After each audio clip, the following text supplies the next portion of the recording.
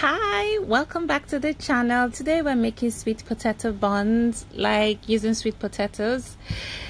Kindly like my channel, give this video a thumbs up and share with your friends, and let's get down to it. These buns can be used for burgers as well. Here I have half a cup of milk warmed. I'm adding 1 tablespoon of yeast, 1 teaspoon of sugar, giving that a good stir and allowing it to proof. In my food processor, I'm adding about 3 cups of flour.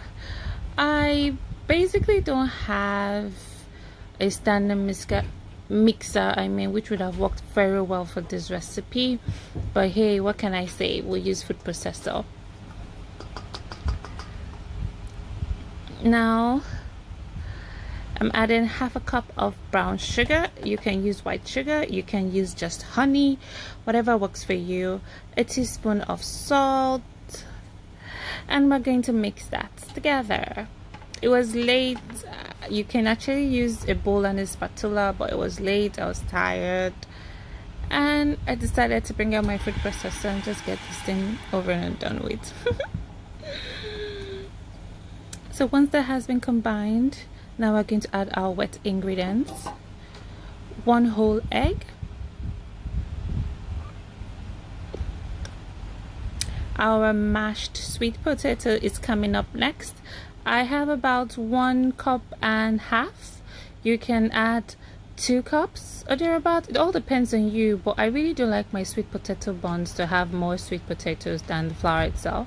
So I'm adding the proofed yeast, and we're going to mix all that together. Yay! So we're mixing that just like that. I am definitely getting a standing mixer with a dough hook because my love for buns knows no bounds. Yes, I love buns, well, balls as well, but buns. So now it looks like this. Do not make any mistake with adding any extra water. Just keep mixing. Once it has mixed for a while, we are going to add our butter.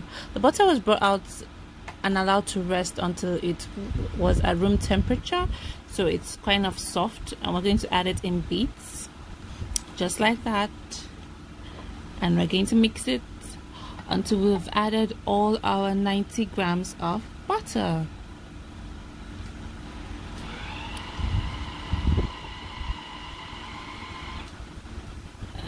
The reason why we add butter in bits is because if you add everything at once, it won't combine properly. As you can see, that is the butter, another butter there. So we're going to add another one, and we're going to mix, and we're going to continue like that until it is evenly combined, like I said earlier. You know, you have your butter one side and then you have your dough one side, and quite frankly, you really don't need all that kind of stress, really. So once it's combined fully like this, you transfer it into your mixing bowl or your dough bowl, whatever bowl you're using, and it looks a bit stretchy. This is why you have flour on the side that you're going to add.